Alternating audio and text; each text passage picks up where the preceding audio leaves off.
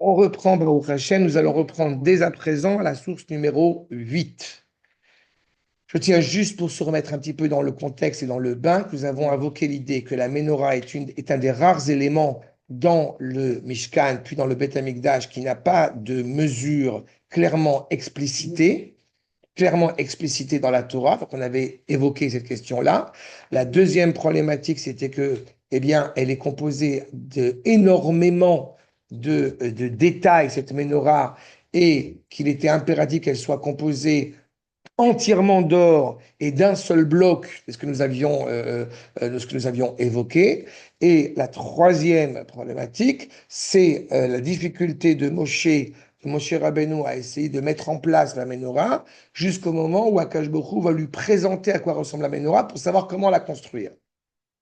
Et j'avais développé cette idée qu'en réalité, on avait terminé avec le Rav Kook, sur le fait que en fait, la difficulté, si je puis dire, de Moshe Rabbeinu, elle est chronologique. Je ne sais pas comment dire, si c'est le bon terme, dans le sens où il ne pouvait pas réellement visualiser la menorah, parce que la menorah ne pourrait prendre réellement son sens que quand le peuple est sur sa terre, donc à l'avènement messianique.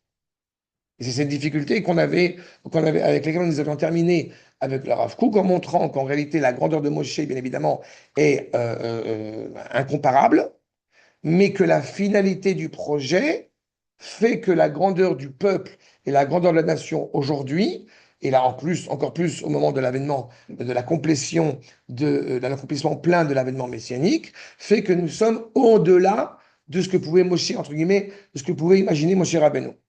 D'accord? Il faut toujours avoir en tête que le monde a été créé. On lit Bereshit, Bara, Elohim et Hashem et Haaretz, les premiers versets de la Genèse.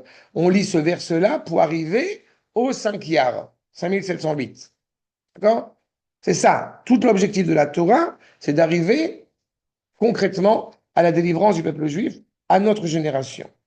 D'accord? C'est un premier élément de réponse que j'avais rapporté. Maintenant, nous reprenons, comme je l'ai indiqué, la source numéro 8, où nous allons essayer de comprendre un peu mieux, de saisir un peu mieux quel est le rôle, n'est-ce pas, ou quels sont les rôles de la menorah. Le livre de Bamidbar que vous avez devant les yeux, je répète maintenant numéro 8, Daber el Aaron, ve'amarta elav, be'alotecha et anerot, tu as le rôle de Aaron, comme vous le savez, va être d'ajouter de l'huile, va être d'arranger les bougies, n'est-ce pas, si je puis dire, el moul pnei menorah, en face du visage, si je traduis littéralement, en face du visage de la menorah, qui vont être éclairés, yahiru, shivat anerot. Elles vont justement éclairer ces 7 bougies, ces 7 liminaires. Veyasken, ainsi agit Aaron, el moul pnei menorah, el anerotea, kasher tziva Hashem, ainsi qu'a ordonné à Kadosh Baruch Hu, et Moshe. Il faut avoir en tête que Aaron va accomplir de la part de Moshe ce qui est exigé de la part d'Akadosh Baruch Hu. Okay? Veze maase, j'ai oublié d'enlever le dalet ici, parce que c'est le verset 4. Veze maase amenora. Okay? Peut-être, maman, il y a suffisamment à manger, laisse tomber, bien. Je n'ai pas compris ce que tu veux dire avec. J'ai pas compris ce que tu veux dire avec le dalet, là. Que tu dis j'ai enlevé le dalet ou j'ai. Non, parce que non, c'est moi qui ai fait une erreur de frappe. Ah, C'est parce qu'il y a il n'y a un pas de dalet. dalet. Il n'y a pas de dalet, exactement. Vézé, parce que c'est le 4e verset, alors c'est pour ça que j'ai refait.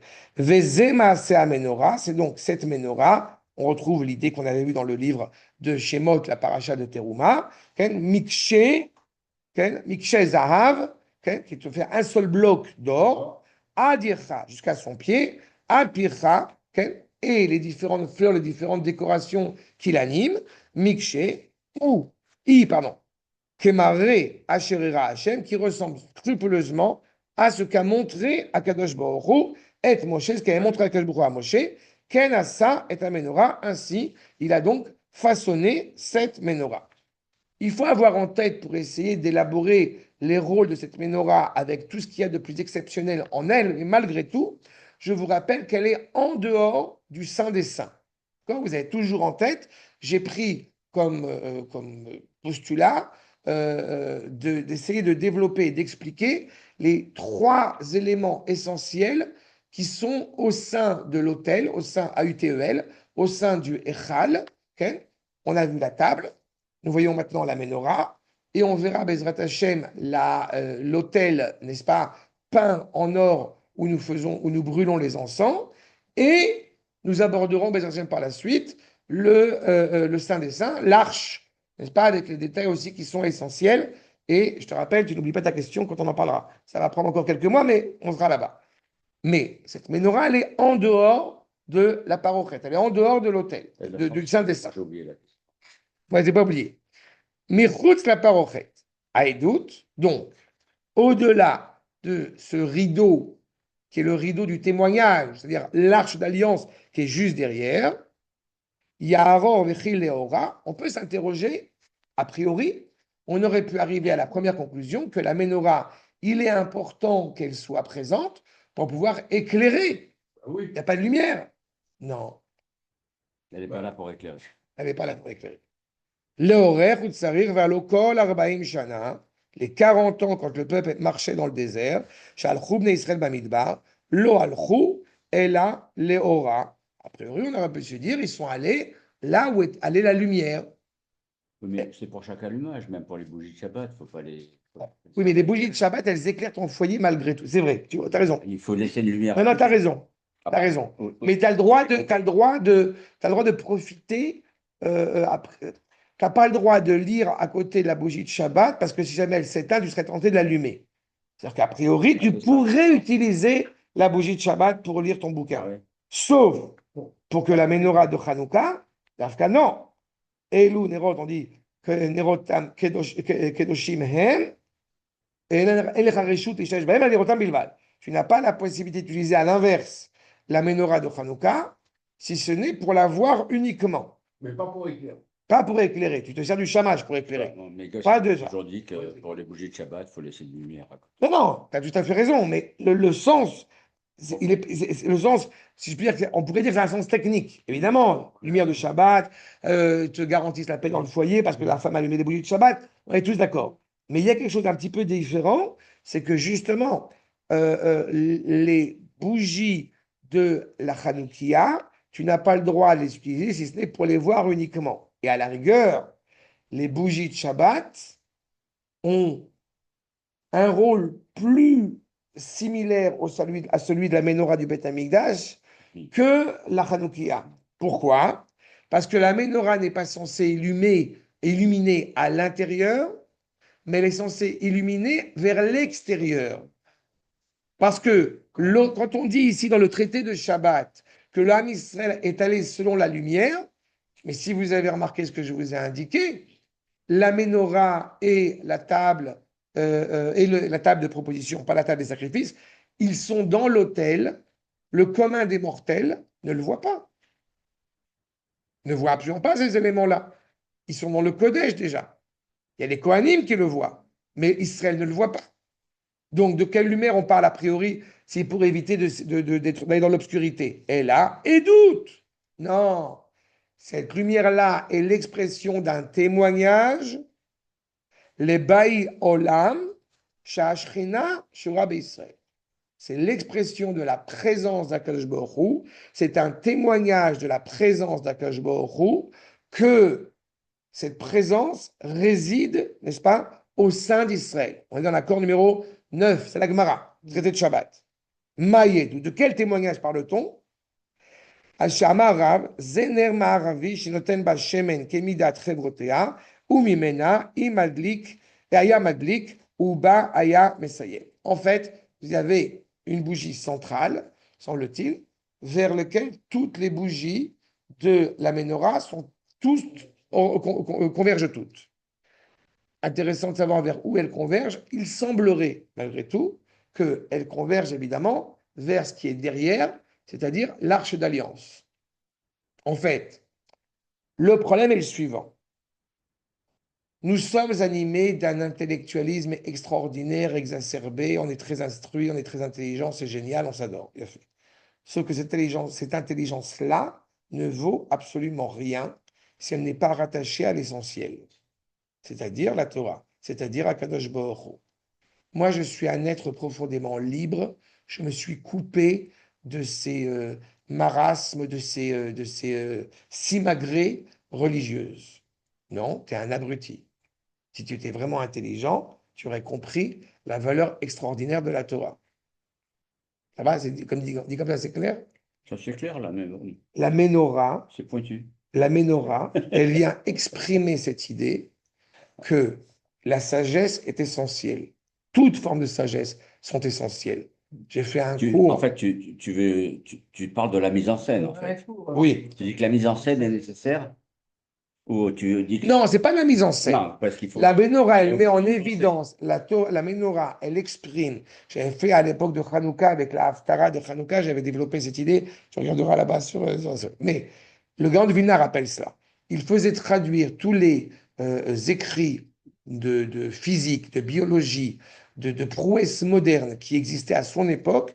Il demandait à les faire traduire en hébreu, parce qu'à ses yeux, et encore plus, dans les prémices, dans les balbutiements de la délivrance qui était déjà en marche à l'époque du Gaon de Vilna, quand il a envoyé ses élèves, il est impératif que nous retrouvions progressivement, eh bien, la sagesse de Shlomo qui faisait que le monde entier venait apprendre auprès d'Israël. Et donc, il ne serait pas envisageable que un être, un Ben Torah, on va dire, digne de ce nom, s'intéresse à la Gemara, s'intéresse à la Torah, c'est un postulat, évidemment, il a un intérêt qui est essentiel sur ces éléments fédérateurs et essentiels de notre identité, sans aller scruter, sans aller s'intéresser, sans aller faire preuve de curiosité de ce qui se passe autour, à tous les niveaux.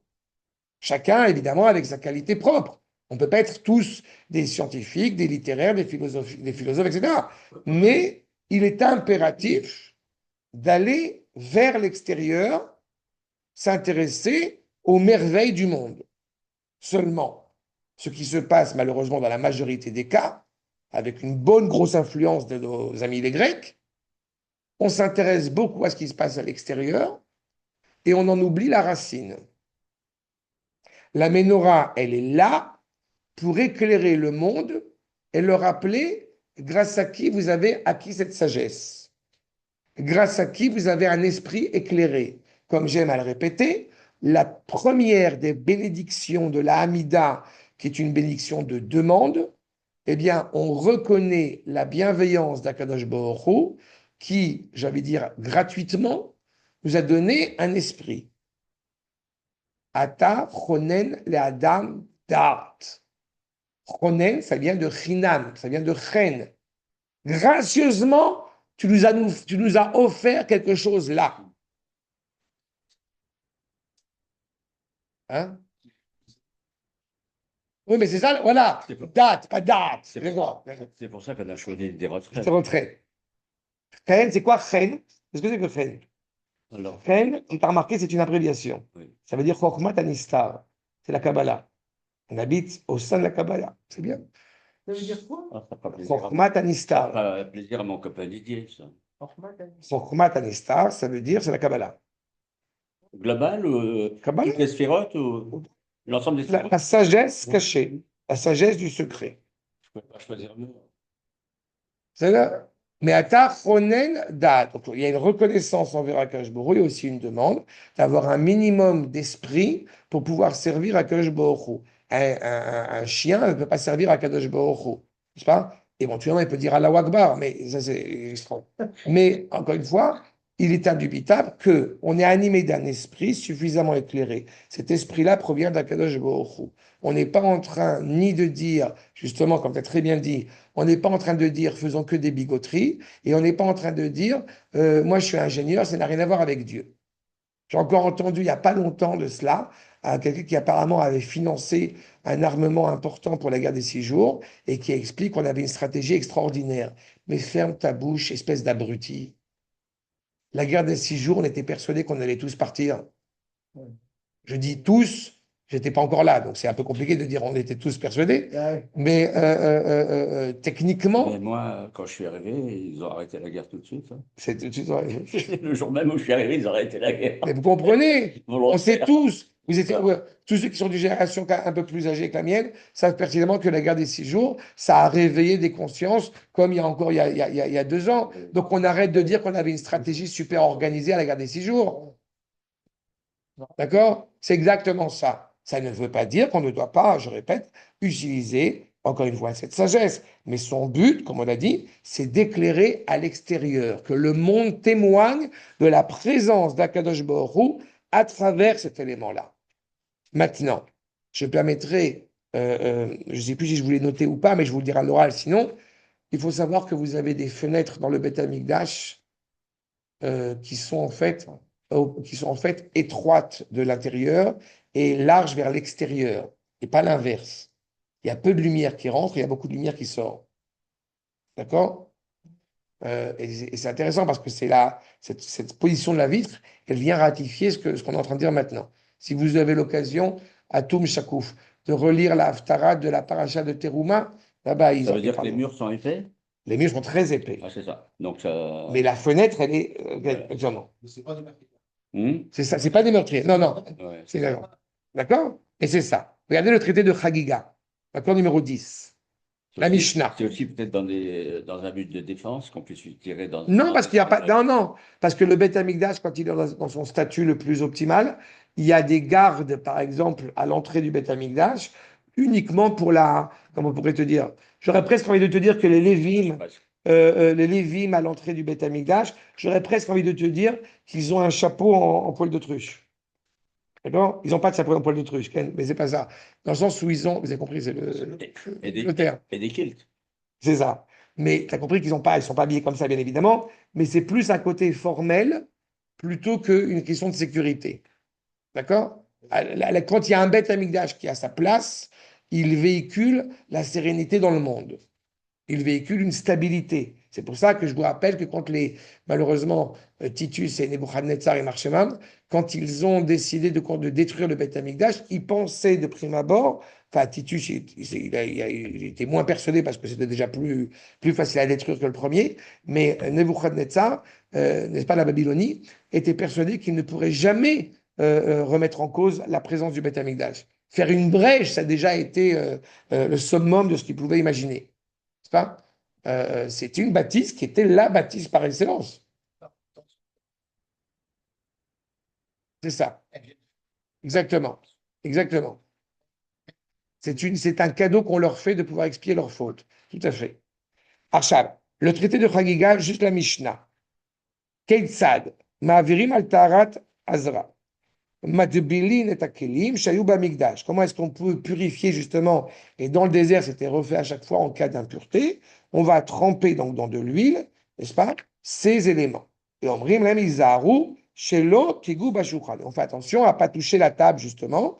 Iné, izaru, pardon. Shema tigou bashulchan ou bamenora. Ne touchez ni la table ni la menorah. Shulchan ketiv bei tamid. Cette table, elle est constamment présente. Et la menorah, il n'y a pas écrit tamid. Donc on s'interroge. Tu es prudent de ne pas toucher la table et de ne pas toucher la menorah, et tu viens prétexter en disant que la table, comme c'est écrit tamid, donc constamment, toujours, donc tu ne la touches pas. Sauf que la menorah, il n'y a pas écrit que tu ne la touches pas toujours. Veider kevan dichtiv ve'et menorah nachaf ashulchan, c'est là que je voulais arriver. Keman dirtiv batamid demei. Ça veut dire que la menorah, à laquelle, et nous savons qu'elle est toujours allumée, quand Aaron HaKohen va venir rajouter de l'huile, mais il importe qu'elle soit constamment allumée. Pourquoi? Parce qu'il était impératif que l'huile d'olive, donc la menorah, elle éclaire, elle moule pneu à menorah. Elle éclaire ce qu'il y a en face d'elle. Qu'est-ce qui nous garantit, comme j'entendrai encore, ah, je tiens un discours socialiste? Non, Dieu préserve, je tiens un discours de Torah, de justice sociale. Il est impératif qu'il y ait des riches et des pauvres. Il est impératif qu'il y ait un État qui s'assume, qui est stable. Parce que plus il y a de pauvres, plus les riches sont riches. Selon Marx. C'est selon De Funès aussi. Selon Marx. Oui, c'est vrai. Mais selon De Funès, et qui a dit, je rappelle, les riches, il faut qu'ils soient très riches et les pauvres très pauvres.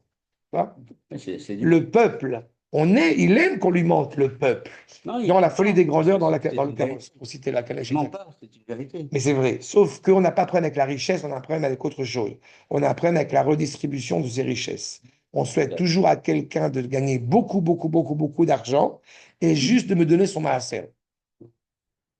On ne souhaite pas à quelqu'un d'être pauvre. Je t'en supplie, sois très riche et donne-moi une partie de la dîme que tu vas récolter pour donner Moi, aux je autres. fais un deal avec Hachem. S'il me donne directement plus d'un yard, je garde 10% C'est seulement. caché. D'accord? Mais en réalité, j'insiste, la problématique qui est posée, c'est que nous n'avons pas de problématique avec la richesse ou la pauvreté, nous avons un problème avec la justesse. Quand l'économie, elle est menée par la sagesse, animée elle-même par la sainteté du projet divin, il n'y a plus de problème. Ne croyez pas une seule seconde pour ceux qui parfois, encore une fois, se font des films, comme j'aime à le rappeler, qu'à l'époque de Shlomo, tu évoquais les corbanotes entre parenthèses, j'ai évoqué les sacrifices, à l'époque de Shlomo, les impôts étaient très, très, très, très chers. D'accord? Les impôts étaient chers. Et les gens payaient. Et les gens payaient, et les gens étaient contents de payer. Et il y avait des gens riches et des gens moins riches. La problématique, elle n'était pas à ce niveau-là. La problématique, c'est qu'il y avait le sentiment qu'il y avait une cohérence. Il y a une phrase de Manitou que j'aime beaucoup, à savoir, quand les gens, eh bien, se comportent selon leurs devoirs, personne ne va venir réclamer ses droits. Et c'est exactement, à mes yeux, la problématique aujourd'hui de toute société humaine, parce qu'elle est régie, malheureusement, dans cette problématique-là. C'est ça, exactement. Non, mais c'est vrai ce que je vous disais. Ils ne sont pas lésés. Mais l'homme ne se sent pas lésé de la même manière. Encore une fois, de la même manière que Baruch Hashem, je travaille à droite, à gauche et que je reçois de l'argent. J'ai pas honte de dire que je reçois de l'argent. Et c'est malheureusement ce qui se passe. J'en avais parlé, on en avait parlé déjà. Il y a des gens, dans mon expérience, dans mon passé, quand il y avait cette idée d'évocation pécuniaire pour donner un cours de Torah, alors les gens étaient choqués. Et j'ai toujours dit, mon cours de Torah qui demande du temps, c'est pas la Torah que vous payez, c'est le temps que je vais consacrer pour vous donner, pour venir, etc., pour vous donner. Ce qui est important, c'est quoi? D'abord, le temps. Nicolas Cavote, je ne suis pas obligé de consacrer plus de temps ici qu'avec mes enfants ou avec autre chose, et je le fais avec plaisir. Mais mon cours de Torah, il a au moins autant de valeur qu'un cours de yoga.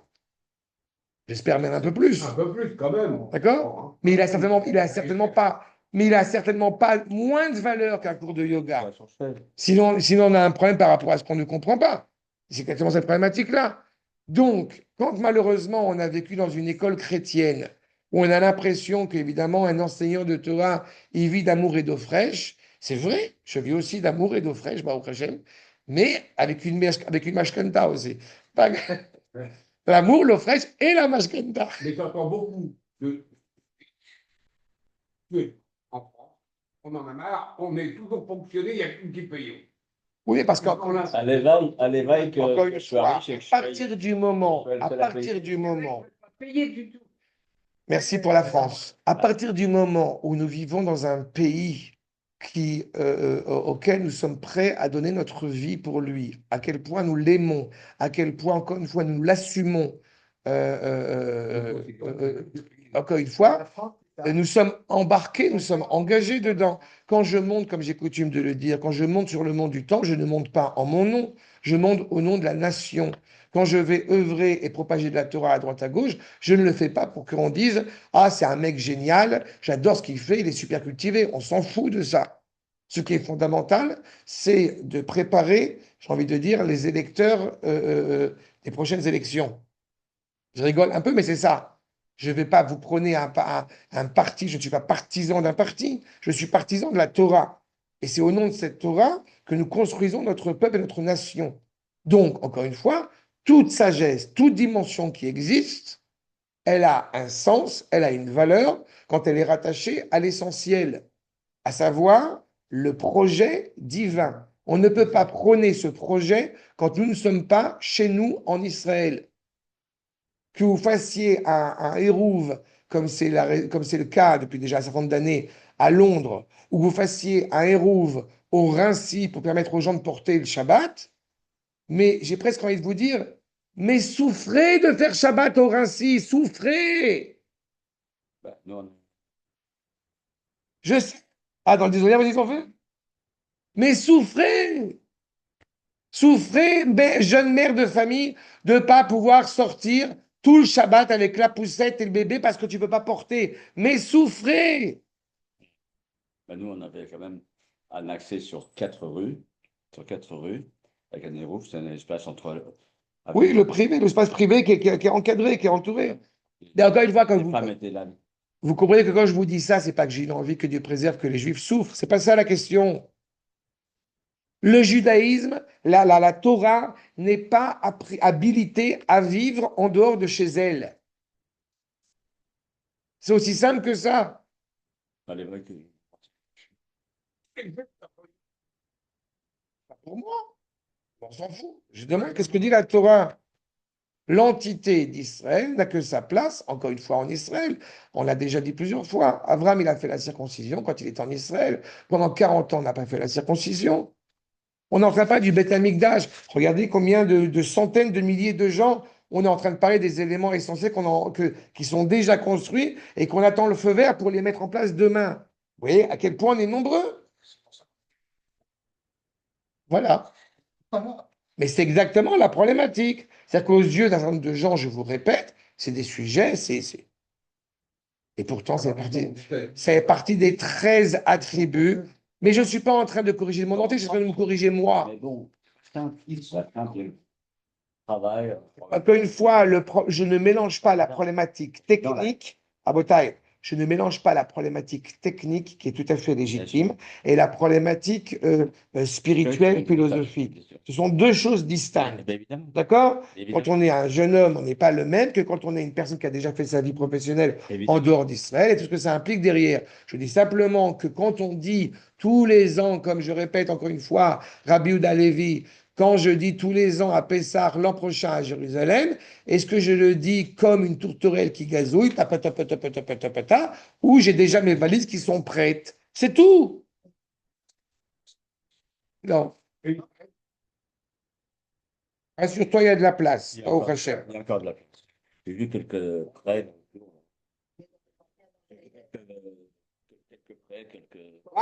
quelques parcelles. T'as la Jordanie, etc. T'as Gaza, t'as pas. On est en train de, on est en train de jeter sur la Syrie, là. Bezrat Hashem. Donc, en tous les cas, vous avez compris que cette menorah, elle a un sens d'éclairer le monde, d'accord? Et pas d'éclairer à l'intérieur. N'oubliez pas cette remarque extraordinaire du Rabbi Yosef Messas, Sroto Yagan Aleinu, qui a montré qu'il peut y avoir l'électricité dans le troisième Beth Amikdash. Et ça veut dire aussi que Bezrat Hashem, il y aura un grand écran au moment des fêtes, quand on va monter à Jérusalem, et que tout le peuple verra le Premier ministre et le Cohen sur ce grand écran, et on pourra le voir mieux. Il va lire dans la Torah, etc. Il y aura un micro, etc. Et donc, ce sera absolument génial. D'accord? Il n'y a aucun problème, on peut faire ça. Ce qui n'est pas, encore une fois, défini comme caduc dans les règles, et vous voyez à quel point elles sont précises, ce qui n'est pas défini comme étant caduc dans la Torah est pleinement légitime par la vie des Rachamim. Et je ne vous ai pas livré le moins important, le Rav Yosef Messas. D'accord? Voilà. Maintenant, quand on va essayer de comprendre. Le message qui est en France? Non, c'est le grand-oncle. Celui que tu as appelé Messas en France, enfin non, Qui a été directeur de celui qui a été le Rav Ariel Messas, le Rav David Messas, le Rav David Messas est le fils du Rav Shalom Messas. Et le Rav Shalom Messas, c'est le neveu du Rav Yosef Messas, qui était le grand Rav de Haïfa, qui était un Rav, j'aimerais vous dire qu'il était algérien, parce qu'on a envie de dire qu'il est algérien, parce qu'il était à Tlemcen, donc il est. Mais il était parti du Maroc pour venir à Tlemcen. Mais en général, j'aime bien dire que les Marocains sont des Algériens qui sont devenus Marocains et pas des Marocains qui sont devenus Algériens, ou enfin pas des Algériens qui sont devenus Marocains. Voilà, le principe talmudique, c'est que l'Algérie, c'est la vérité, et le Maroc a copié sur l'Algérie. Voilà. Oh, elle est belle, elle est belle. Il a des bases. Hein. Elle est belle. Mais ça, c'est partie des choses que tu connais la fameuse plaisanterie. Ça, c'est une plaisanterie de bon séfarade sur le fait que Emmet, Emet, c'est algérien, marocain, tunisien. Si tu mets les Marocains en premier, ça fait maté, c'est le bâton. Et si tu mets les Tunisiens en premier, ça fait tamé, c'est impur. Voilà. Maté, c'est bâton, mais c'est aussi comité, un comité aussi, le maté. D'accord, oui, oui, Nous, tous les maté, mois, on était au maté. maté. C'est le déguet, c'est le drapeau. Mais je répète, c'est une plaisanterie, bien évidemment. Non, non, c'est bien de plaisanter, c'est évident. D'accord? Mais ne rigole que celui qui veut. Hein. C'est ça. Pareil pour la musique. Dites que la musique, elle est née en Égypte. Ça y est, on est reparti. Hein. Elle s'est faite Allez. au Maroc et elle est morte en Algérie. Non, elle est devenue. Avec le rail. Tov, en tous les cas, le Midrash Rabbah, vous avez source numéro 11, Bamidbar Rabbah, qui va nous enseigner justement une deuxième dimension, au-delà de cet aspect lumineux, le sens bien évidemment des 7 liminaires. Voyons ce qu'il nous dit. D'abord, qu'on ne soit pas méprisant à l'égard, encore une fois, de cette menorah. Mi base leyom katnout, qui aurait, eh bien, l'audace, c'est ce que dit la prophétie de Zecharia, de mépriser justement cette journée, la valeur de la menorah, vesamchou veraou aeven abedil beyad Zerubbabel shiva ele. Là, vous reconnaissez la haftara de Hanouka. C'est ce qu'on dit à Hanouka. Avec la royauté de Zerubbabel, et nous avons encore une fois des pierres qui sont, et surtout des olives qui dégoulent, qui coulent abondamment sur la menorah, et on évoque ces 7 nérotes. Iné. Elou Sheva Anerot. Keneged Sheva Kochavim Shemeshotetin Bechol Haaretz. Nous avons 7 étoiles, donc 7 astres, pardon, donc 7 nérotes. Car em chavivim shelot yu mevazin alehem. C'est-à-dire que tu ne méprises pas les 7 astres. De quels astres on parle? De notre dimension à nous. C'est-à-dire le soleil, Jupiter, etc. etc. D'accord? Les chach ne'emar el moul pnei menorah ya'iru sheva nerot. Ils sont donc éclairés en face d'eux. Shelo itanotra, itzrach lomar, sheu tzarich leora. Tu vas pas dire que tu as besoin de la lumière, justement, du soleil. On a besoin du soleil, mais pas pour la lumière exclusivement. On a besoin du soleil pour plein d'éléments bénéfiques à l'égard du monde, à l'égard de la nature. Vous savez pertinemment que, non, peut-être vous ne savez pas d'ailleurs, mais c'est une des grandes difficultés, vous savez, pour nos femmes qui ont la tête couverte, les cheveux ne voient pas le soleil. Les cheveux ne voyant pas le soleil, eh bien, ce n'est pas une bonne chose pour les cheveux. C'est là où on voit aussi la crainte révérentielle d'une jeune femme à l'égard d'Akadosh Baruch Hu. Non, que Dieu préserve. Mais c'est là où on voit aussi la grandeur de nos épouses, de mon épouse, etc. C'est le fait de savoir que les cheveux sont recouverts, mais ils ne voient pas le soleil. Ils ne voient pas le soleil, il y a un problème de vitamine, il y a une carence en vitamine D. D'accord? Et c'est ça, d'accord? C'est pour ça que la couleur des jeunes femmes évolue très vite, justement parce qu'il manque cet aspect du soleil. Et jusqu'à il y a quelques années, si une femme voulait aller chez le coiffeur, elle ne pouvait pas y aller, puisqu'il n'y avait pas de coiffeur, ou de coiffeuse plutôt, pour femmes, et dans un salon qui était clairement fermé, était qui réservé aux femmes, etc. Vous voyez, il y a plein d'applications. Ça a évolué là, maintenant. Bah, au prochain, mais ça n'a pas toujours été le cas. Rappelle-toi, tu devais. D'accord? Ça n'a pas toujours été le cas. De la manière, c'est très bien que la problématique des. Bon, je ne vais pas faire digression. La problématique des vêtements, puisque tu vois très bien tes petites filles, comment est-ce qu'elles sont habillées, bon, au prochain, j'en suis très fier, elles ne sont pas habillées dans un sac de pommes de terre. Mais il y a quelques générations où c'était très compliqué de trouver des vêtements qui soient des vêtements jeunes, modernes et sympathiques et colorés, parce qu'il n'y avait pas cet accès, encore une fois, un des bénéfices d'être en Israël, c'est que justement, on peut vivre une vie vraie, clairement vécue, authentique, en respectant un certain nombre de cadres qu'on a envie de respecter, avec des vêtements colorés, agréables, sympathiques, etc., etc. L'évolution du foulard, l'évolution du chapeau, etc., etc. Bref. Sur le fait c'est que le soleil n'a pas qu'un aspect lumineux, il a un aspect aussi bénéfique à l'égard de la création. Donc, c'est ça. Tu n'as pas besoin de la lumière, tu as besoin des aspects et des effets de ces lumineux, de ces astres. Rama ketiv bechalonot, justement ce qui est écrit dans les fenêtres du Beth Amikdash, ce que je vous ai aiguillé, ce que je vous ai indiqué tout à l'heure à l'oral, vous voyez dans le prophétie de Yecheskel, chalonot atumot el ataim vel alima lefnima. Regarde, si elles sont obscures, elles sont enfermées, donc tu vois pas de lumière. Non, parce qu'elles sont shakouf atum. Elles sont à la fois, en fait, c'est un petit peu comme on pourrait. D'ailleurs, il y a un certain nombre de maîtres qui ont dit, c'était pas qu'elles étaient étroites de l'intérieur et larges vers l'extérieur, c'est-à-dire que c'est peu de lumière rentre, mais beaucoup de lumière sort. Il y a une autre idée qui avait été soutenue, c'était, vous savez, comme on voit dans les histoires policières, la vitre sans teint. C'est-à-dire qu'il y a beaucoup de lumière qui sort, un peu mais tu vois exactement opaque. Atum, c'est ça. Tu vois rien à l'intérieur, mais tu vois beaucoup de lumière à l'extérieur. D'accord? עכשיו, וכן, להעלימו כחלונות האלה, כחלונות אין כתיב כאן, on n'a pas dit justement pendant ces fenêtres, אלא כחלונות, c'est-à-dire qu'elles étaient, vous voyez, יהיו רחבות מבחוץ, elles sont larges de l'extérieur, וצרות מבפנים, étroites de l'intérieur. Donc je répète, il est clairement établi que la finalité première de la menorah n'est certainement pas d'éclairer les Kohanim au sein de l'autel. Pour qu'on voit la lumière de l'extérieur. Ils ont pensé à ça. Ça s'appelle la Torah. Ça s'appelle la Torah. Eh oui, c'est ça. Fais attention parce que dans 2 secondes, tu verras que la Kadosh Baruch Hu est intelligent. Il y a des chances. Des chances. ומה עם עיניך שיש בתוכן שחור ולבן. Encore une fois, à tes yeux, tu peux voir blanc et noir. אין אתה רואה אלא מתוך השחור. Encore une fois, quand c'est sombre, tu ne vois rien. Si c'est sombre, tu vois rien.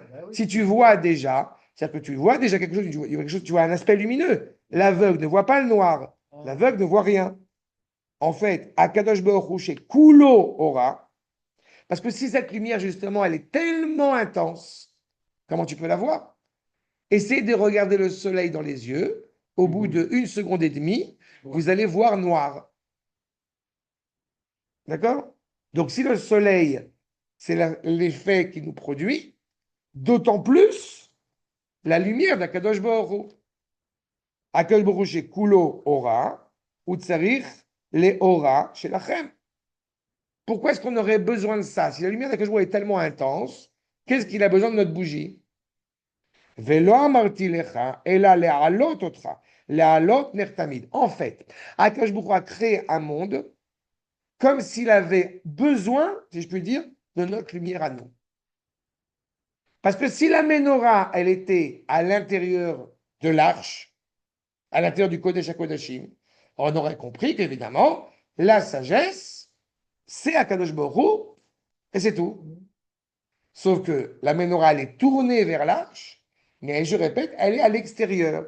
Elle est naturellement et complètement éclairée parce que l'homme, en perfectionnant le monde à tous les niveaux, il permet de révéler toujours un peu plus le projet divin. Il y a une expression que j'aime citer, que j'aime énoncer, Akadosh Baruch Hu, on n'a pas besoin, en venant ici, qu'il soit présent en haut, il est déjà présent en haut. On a envie qu'il siège en bas. Il ne peut pas siéger en bas si nous, on n'est pas là. C'est clair comme ça? Exactement. On est là pour œuvrer dans ce projet, pour que justement soyons éclairés par cette lumière qui est possible à notre échelle, à nous, et qui vient révéler ce projet divin. Comment est-ce que, je vais permettre une toute petite parenthèse, comment est-ce que Akadosh Baruch Hu, il a fait en sorte, entre guillemets, de nous permettre de pouvoir nous aussi éclairer? Ben, il a mis ce qu'on appelle en retrait sa propre lumière. Vous savez que quand Akadosh Baruch Hu a façonné la lumière, Vaï Or, alors la lumière n'était pas complète.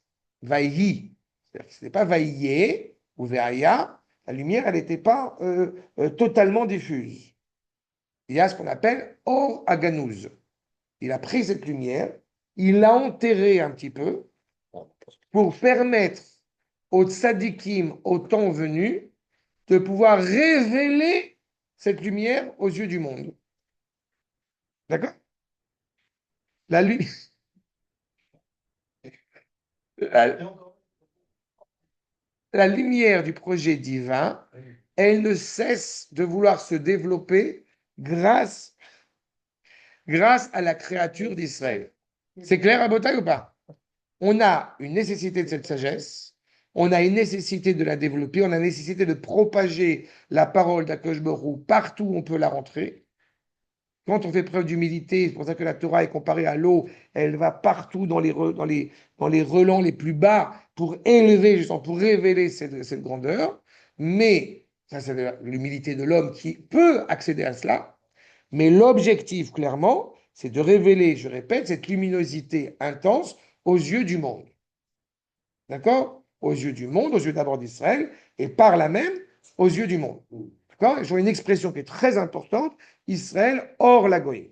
Israël n'est pas Meir la Goïm, Israël est hors la Goïm. Je soutiens cette thèse depuis déjà un certain nombre d'années, que quand Israël se révèle comme il est vraiment, alors automatiquement, il éclaire le monde, bon gré, malgré lui. Mais il n'a pas pour finalité, pour vocation, d'aller dans le monde. Je vous en supplie, écoutez-nous. Non, c'est pas comme ça que ça se passe. La menorah est au cœur. Et je me permets de vous répéter, vous voyez à quel point, encore une fois, ces éléments-là sont essentiels pour comprendre l'état d'Israël tel qu'il doit être. La calcala, la sagesse, ces deux éléments sont essentiels. On ne construit pas de nation sans ces éléments-là. Et pour une partie de la population hébraïque juive aujourd'hui, c'est une lubie, c'est une fantaisie. Et pour d'autres, c'est une archéologie. Non, c'est clairement vivant, c'est là. D'accord? Abotai, nous poursuivons. C'est clair jusque-là? Ouais. Donc, Ça va vers l'extérieur, la lumière. c'est ça. T'as compris? Non, c'est pas clair? C'est pas clair ce que j'ai dit? Pour remonter à... Non, c'est pas clair? Non, c'est lumineux. C'est lumineux. Non, mais vous avez compris la démonstration? D'accord? On ne veut pas, encore une fois, avoir une lumière simplement parce qu'on voudrait bronzer. On va avoir une lumière pour justement profiter de cette bénédiction, encore une fois, qui est produite par le Saint des Saints. Et ça fait du bien aux cheveux. Exactement. Le Midrash, Makor numéro 12. Makor numéro 12 de la Yalkut Shimoni. Oh, ouais,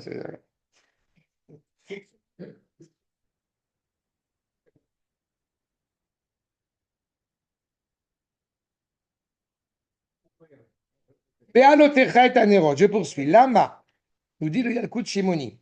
Lama Shiva Nerot, Ine. Vous voyez, on retrouve ce qu'on a vu dans le Midrash Rabbah, on le retrouve, c'est dans Rabbah. On retrouve dans une autre esprit, dans le Yalkut Shimoni, qui est aussi un Midrash, Keneget Shiva Korve Lechet. Chet, Nun, Kaf, Lamed, Shin, Tzadik, Mem. Ça fait 7. C'est-à-dire, pourquoi là? Chet, c'est Chama, c'est le soleil. Nun, j'ai oublié, mais ça va me revenir. Shin, c'est Shabtai, c'est Jupiter. Bon, j'ai oublié, j'ai pas tout, Levana, le Lamed. Davar Echer, Keneged Shiva Yom Bereshit. Il donne plein de sens à quoi c'est rattaché. On a dit les 7 astres, les 7 jours de la création. Davar Echer, Lama Wasa Moshe Shiva Nerot, Veshlomo Shiva Shivim Nerot.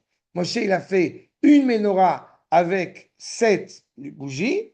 Shlomo, à l'époque du premier Beth Amikdash, il n'y avait pas une menorah, mais 11 menorahs, 10 menorahs. 10, oui. 10 menorahs. 10 menorahs, shivim ou mot.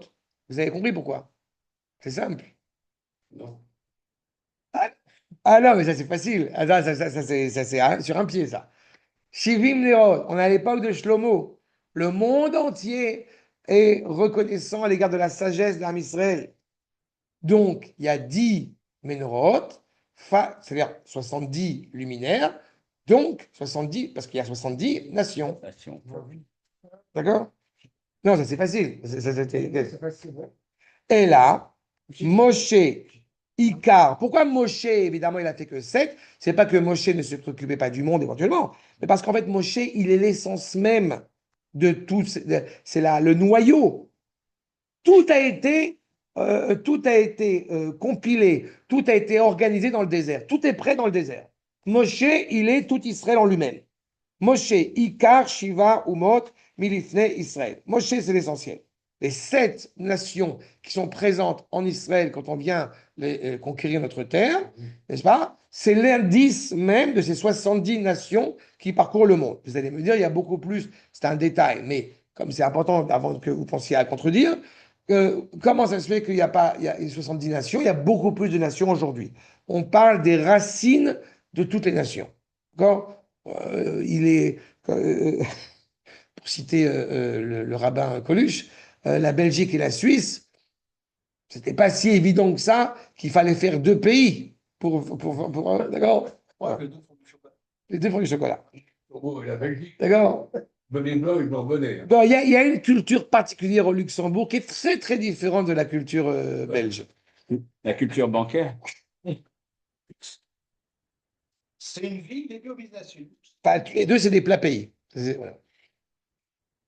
Aval, Shlomo, d'accord? Non, je rigole parce que je pense aussi à l'Angleterre. Vous savez que l'Angleterre est entre Wales, le nord, le sud. Moi, c'est tellement différent. Voilà, La famille a pris l'Empire. Entre Lille et Marseille, c'est pas différent. c'est ça. Mais bon, Entre Turin il et. arrive à retrouver un peu des similitudes, quoi. Ouais. D'accord? Entre le sud de l'Italie et Non, l'anglais n'est pas le même. L'accent irlandais, l'accent écossais et l'accent de Wales, il n'est pas exactement le même. Tu vois? Et l'accent américain, bien évidemment. Dire un Écossais. C'est ça. Aval. Moi, je me rappelle quand j'étais en Italie, ils disaient Italia, c'est Firenze giù. C'est de Florence au-dessus. Le reste, c'est le Marocco. Et je t'encourage à aller dire aux Corses que ce sont des Italiens. Hein? Je t'encourage d'aller dire aux Corses bah, ça leur fait que ce sont plaisir, des ça. Italiens. Ouais. Ça aussi, ça va tu vas te recevoir une claque dans la figure. Ça va leur plaire beaucoup. Oui, Avec un truc voilà. voilà. Parce que la Corse, ils ont un dialecte que j'adore aussi, mais qui est très similaire, qui ressemble beaucoup à l'italien, mais ils ne sont pas italiens. Masculino, ma non fanatico. C'est génial. Et moi, j'ai compris. C'est génial. Aval, Shlomo, Aya Moshel, Achivi Moumat. Shlomo Ameler dirigeait 70 nations. Vous allez me dire, quand vous lisez ce midrash, ça veut dire quoi? On est des impérialistes. Que Dieu préserve. Quand on dit Moshel, c'est-à-dire qu'il a en réalité un contrôle sur 70 nations et d'un point de vue culturel. C'est de ça qu'on parle. Le monde entier essaye de saisir cette devinette qu'il n'arrive pas à résoudre. Comment est-ce que Israël a pu avoir autant d'influence sur le monde et a autant d'influence sur le monde encore actuellement? C'est ça. Il y a un détail tout simple. Il y a un détail tout simple. Vous savez pertinemment que nous, Européens, etc., nous devons faire un embargo, ne pas faire de négoce sur des armes avec Israël. Et nous tenons à faire cela officiellement. Et puis on gratte un peu. Puis on découvre qu'il n'y a pas un seul pays qui n'a pas d'affaires militaires avec Israël, à commencer par l'Allemagne. Parce qu'encore une fois, ils ne peuvent pas, et c'est pas qu'ils sont soudainement pro-israéliens, c'est qu'ils ne peuvent pas s'en passer. Embrera. Ils ne peuvent pas s'en passer. Exactement.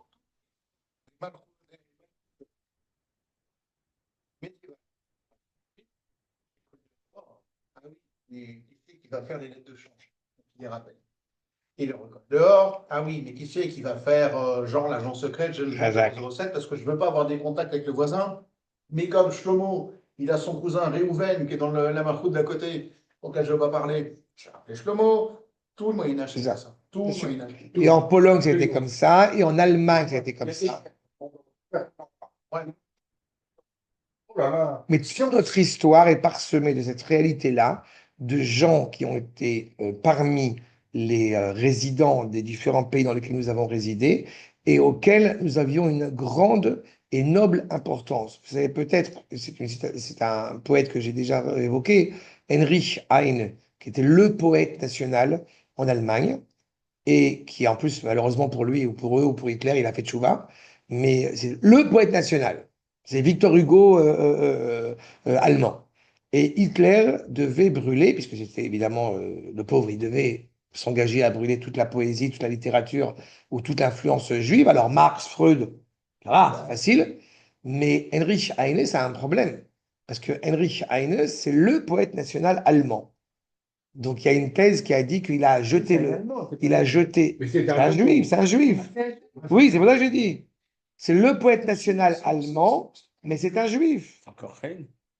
C'est encore Heine. C'est encore. Heine. Heine. Heine. C'est un poète national et que quand il a fallu, on l'étudie à l'école, c'est parti, je sais pas, c'est La Fontaine, ça fait partie des programmes.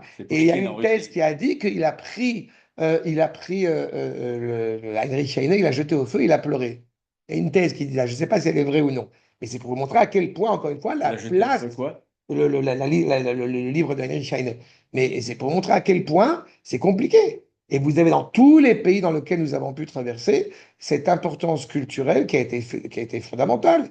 Dans la volonté d'unir le royaume romain à l'époque de Constantin, il a fait passer la chrétienté. Mais en réalité, quand vous regardez, alors évidemment, la chrétienté, c'est un bâtard, c'est un avorton du judaïsme, mais il n'en demeure pas moins que si on se demande qui a gagné le combat, le judaïsme ou Rome, ben vous avez la réponse devant les yeux. Écoute, c'est vraiment des démonstrations par l'absurde, pratiquement, si tu veux. C'est comme ça que moi, On est passé. enfin, je vais peut-être raconter, parce que un peu de quoi vous n'ayez pas remarqué. Quand j'avais des clients au magasin, de préférence les rebeux, hein, Le Maghrébis, oui. le Maghrébis français. Bon, de toute façon, ils voyaient la mezouza en entrant, il n'y a pas photo, ils venaient chez le juif pour acheter moins cher, au mieux. Hein, ça, c'est une évidence. Mais moi, j'étais un juif ouvert. Hein, c'est-à-dire, venez mon frère. De toute façon, j'ai toujours dit, un papa et deux mamans, il n'y a pas plus proche qu'un beurre d'un juif, dans l'absolu. Hein. C'est pas des cousins, c'est des demi-frères, dans l'absolu. Alors moi, je leur fais la démonstration par absurde. Je dis, regarde, explique-moi. Moi, il y a un truc que je veux comprendre. On va prendre des chiffres approximatifs, mais qui sont un peu le reflet du monde. Il y a une salle de cinéma avec 1000 personnes. Je l'ai déjà faite, celle-là. Voilà. Il y a une salle de cinéma avec 1000 personnes. Quand je ne peux pas couper un juif en deux, on va dire qu'il y a un juif dedans. Hein. Il est là, au troisième rang. Pardon. Il mange des gribettes, il rote, il pète, il rigole quand il ne faut pas, il emmerde tout le monde. Il emmerde tout le monde. Il emmerde tout le monde. Et il y a 1000 personnes qui veulent le virer. Jusqu'à là, ça va, c'est à peu près ce qui se passe dans le monde, non? Et je lui dis, regarde, frérot, c'est un demi-frère. Hein. C'était bien à l'époque. Hein? T'étais des Armadiques à l'époque. Je dis, regarde, ça fait 3500 ans qu'il emmerde tout le monde, ce mec-là. Comment ça se fait qu'ils n'arrivent pas à le virer du cinéma? Le mec, il réfléchit 3 minutes parce que ce sont des mecs. Déjà, tu as vu un arabe qui réfléchit, c'est déjà pas mal. Non, un télo, ingénieur, machin, parfois médecin. Et il lève toujours la tête vers l'eau. Ils font comme ça. J'ai dit compris? Donc on parle de rien, on parle toujours de la même chose. Là, tu es en train de nous expliquer des choses, mais on parle que d'Hachem, là. D'accord. On parle que d'Hachem. C'est que ça. C'est lui qui fait, c'est lui qui décide. Moi, je l'appelle il capricioso. Il fait ce qu'il veut quand il veut. Il est capricieux. Il capricioso. Hein? Il fait ce qu'il veut quand il veut. Moi, je n'ai pas compris, mais lui, c'est ce qu'il fait. Oui, hein? Tu as à la guerre des séjours, tu as le Rav Menachem Kasher qui a compilé les témoignages de juifs de l'inexplicable. Des juifs et des non-juifs, des témoignages de ce qu'ils ont vécu pendant la guerre des 6 jours. Il faut entendre le copain de Nasser qui dit « Je ne sais pas ce qui s'est passé, je ne sais pas. Mais c'est clair que Allah était avec vous. » Voilà, Allah. J'ai le témoignage, il a tous les ans, à la guerre des 6 jours, tous les ans à Yom Yerushalayim, je reprends ces propos du Rav Menachem Kasher. Il cite un journaliste allemand, il cite les Arabes, il cite tout. Et il y a une réalité qui est en face. Il y a des proches, de Hussein qui disent « Je ne sais pas ce qui s'est passé. Vous n'avez pas d'armes et vous avez tiré et vous nous avez massacrés. On est venu avec des milliers d'armes bien super perfectionnées. On a été concentrés, on a fait tout ce qu'il fallait comme il fallait dans le livre. C'est passé à côté. » D'accord? Très impressionnant. Donc, et encore une fois, mais Donc- parce que c'est la nature profonde d'Israël, comme la première guerre de Yoshua, Inexplicable, qui, encore une fois, elle n'est pas rationnelle, elle n'est pas. pas rationnel. C'est ça. Inexplicable. Parce qu'encore une fois, notre existence n'est pas rationnelle. Voilà. Et la sagesse qu'on est en train d'évoquer maintenant, c'est Ce ça. livre, à moi, elle est irrationnelle. Déjà, celle-là. C'est pour ça que c'était tellement, et ça le devient, mais c'est pour ça que c'était tellement, en fait, encourageant pour sauver l'humanité, s'ils étaient en mesure réellement de comprendre à quel point l'apport d'Israël est bénéfique au monde. Mais pour qu'ils puissent le comprendre, il faut que nous, d'abord, on le comprenne. Et pour nous, malheureusement, pour les parents russes, c'est pas très clair. C'était beau, la guerre des 6 jours. Ça, Pendant qu'il fallait massacrer dans le Golan, il paraît d'un seul coup, il a donné d'ordre d'arrêter parce que lui, il a vu un paquet de temps. il y a beaucoup d'histoires. Alors qu'il n'y en avait aucun. Il y a beaucoup d'histoires. Mais venez, on avance un peu parce que sinon, on va pas avoir le temps d'avancer, c'est dommage. Chez Neymar, Shlomo Aya Moshe Bekol HaMamlachot, donc il dirigeait numéro 12. On est ici, donc cette idée d'avoir un pouvoir sur toutes ses forces, encore une fois, pas une force impérialiste, pas une force méprisante, au contraire, je répète, Nivrechu Becha Kol Mishpachot Adama, comme il a été dit à Avraham Avinu, tu es la source de la bénédiction sur terre. C'est tout ça, les familles de la terre vont pouvoir bénéficier de cette bénédiction. Amar HaKadosh Baruch Hu Ba'olam Hazeh, Af al pi shaya bemishkan ora lirvodi, dans ce monde-ci, bien que il y avait un Mishkan, cette présence, encore une fois, du temple, même portatif, et après le Beth Amikdash, en mon honneur, l'Irvodi, Anerot ayudolkim letocho. Ces bougies étaient allumées à l'intérieur de lui-même. Aflaati lavo, et ben dans le futur aussi, Afalpi, Shani memale Yerushalayim mirvodi, même si je remplis pleinement la ville de Jérusalem de ma présence, de mon honneur, c'est quelqu'un qui réside sur terre, chez Neymar, Kumi Ori Kiba Orer, Ani Madlik Letocha Nerot. Même si la présence d'Akadosh Baruch Hu est lumineuse dans son essence, il n'empêche qu'on va continuer à allumer des bougies. On va allumer des nérotes. Pourquoi? Parce que je répète, Akadosh Baruch Hu n'a pas, encore une fois, n'attend pas d'Israël d'être son serviteur, mais il attend d'Israël d'être son partenaire. D'accord? Il faut toujours avoir en tête, et ça qui est très douloureux et qui est très difficile et qui peut-être donner le vertige, c'est que Akadosh Baruch Hu a tranché une alliance avec Abraham. Assos. C'est ça. Encore du business? Oui. On est même tellement. D'accord? Donc vous avez entendu 7 peuplades et 7 étoiles, les 7 jours de Bereshit. D'accord? On avance encore au moins jusqu'à la 13, parce que. Okay. Aflati, dans le futur aussi. De même que dans le futur. Même dans le futur. Même dans le futur. Ok. Je voudrais voir la source numéro 13, au moins s'arrêter là-dessus, qui compile cette idée des 7 Nerot Rabbeinu Bechaye. Ve'al derech ha-sechel. Alors, quand vous lisez Al derech ha-sechel, vous vous dites évidemment selon la raison. Non, parce que c'est un maître qui parle et on sait de quoi il fait référence, la Kabbalah. Quand un maître comme le Rabbeinu Bechaye dit Al derech ha-sechel, ça veut dire selon la Kabbalah. D'accord? Un sechel de Torah. Amenora, Beshiva Nerotea, la menorah donc avec ses 7 luminaires, Tirmoz, la Torah, Anikret, Or. Le sens le plus objectif, le plus obvi, bien évidemment, Nermizov et Torah, Or. Donc, la lumière de la menorah, c'est la Torah. Mais je répète, pas l'arche d'alliance comme elle est derrière l'autel, derrière le rideau. La Torah dans la mesure où elle est étudiée, où elle est vécue. C'est cette sagesse vécue. Si l'arche, C'est pas Aaron Abrit, c'est pas le contenant, c'est le contenu. c'est ça, exactement. Chez Nehemar, qui ner mizav et Torah, vei kolelet shiva chochmot. Elle inscrit en elle 7 dimensions, 7 modalités de sagesse. Ve'alken, ayu nerotea shiva. Donc, 7 bougies, 7 modalités de sagesse. Je l'ai déjà évoqué, mais je vais permettre de le répéter. Quand nous parlons de sagesse, nous parlons d'une intelligence qui est rattachée à l'essence. D'accord? Ce qu'on appelle koach ma. c'est les lettres de Chokhmah. D'accord? Nous ne sommes pas dans l'évocation de la philosophie à aimer la sagesse intellectuelle, donc une sagesse profondément égoïste, anthropomorphiste. Nous parlons du sens même de la sagesse. Être architecte, être musicien, être tout ça, c'est pas un problème, c'est très bien. Ça s'appelle avoir fait marcher ses ménages. Mais je veux pouvoir produire de la musique pour honorer Akash Baruch Hu. Je veux pouvoir produire des belles bâtisses pour que chaque juif puisse résider dans une maison cohérente. Je veux, etc., etc. D'accord? Les Shisha Kanim, Yotzi Mitsidea. On avait dit que les 6 branches, elles sortent de ce centre.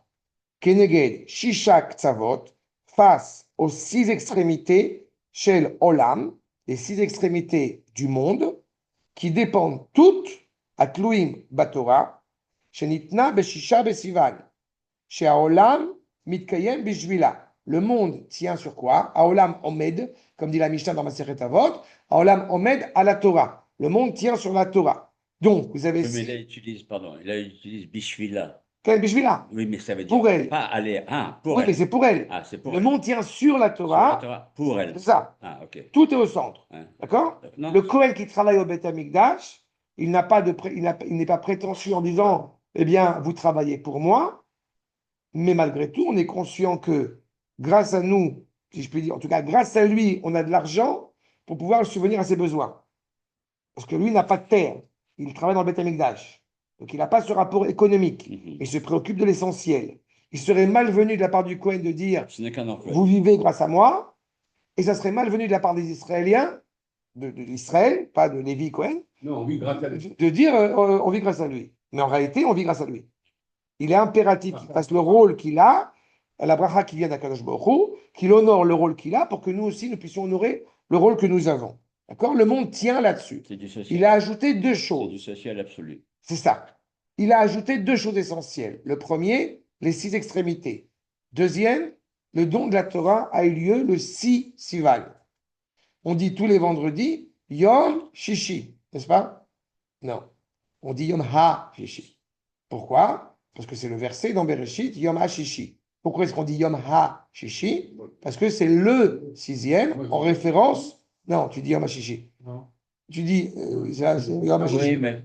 Pourquoi est-ce qu'on dit Yom Ha-Shishi? Oui, mais dans l'hébreu, il y a parfois comme ça des. Non, non, Non, parce que, par exemple, dans la non, Mechila.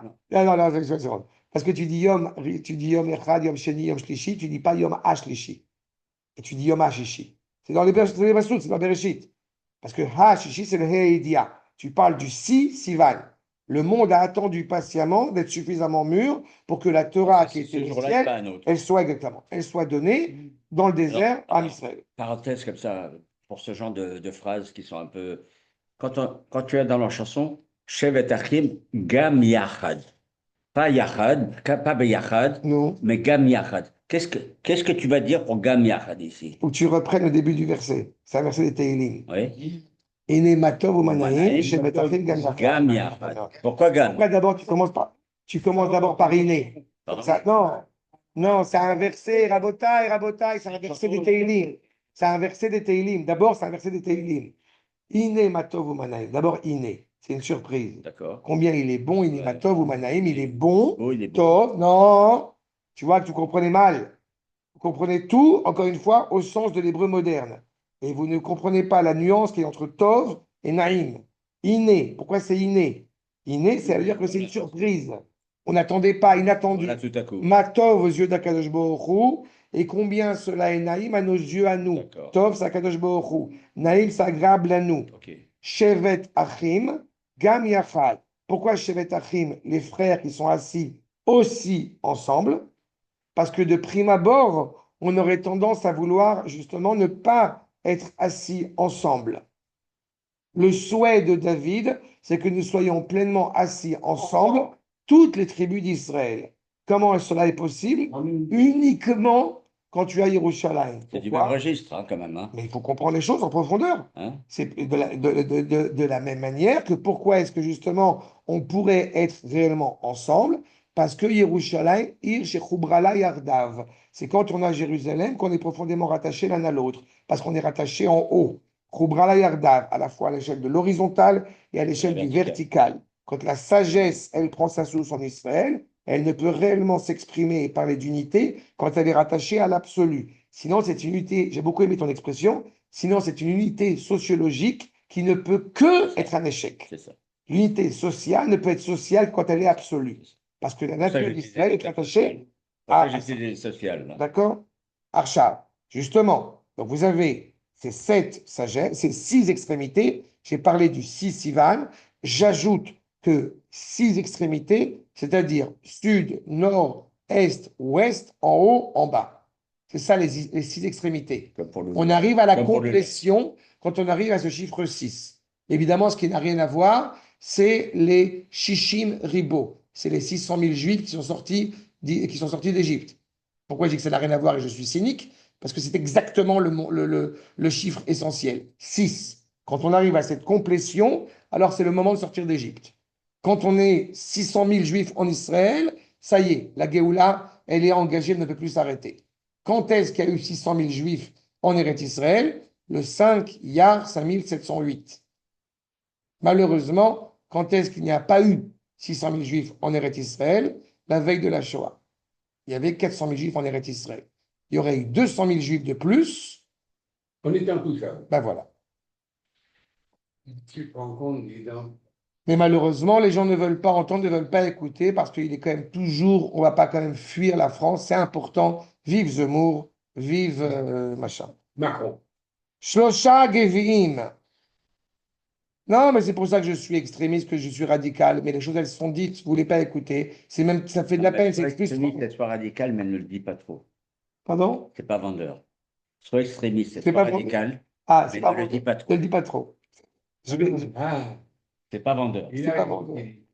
C'est pas vendeur, mais c'est pas grave. Ça fait rien. Mais t'as raison. Si, t'es là pour vendre.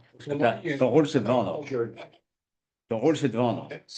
C'est pour ça que j'essaie de te promouvoir à ma manière. D'ailleurs, si tu me permets, là. Attends, juste termine. On Finis ton mot. termine trois phrases. Fini. On termine les trois mots. Shlosha Geviim, Rabotai. On a dit 6 extrémités, 3 Gevim, 3 vers, on a dit. Meshukadim Bekenechad, qui sont l'un, vous vous rappelez, entrecroisés l'un dans l'autre. Bechol Kenayu Shlosha Geviim. En chaque branche, vous avez 3 vers. Veim Ken, Are, Em Shmona Esre Gevim, Leshisha Kanim. Vous avez 6 branches.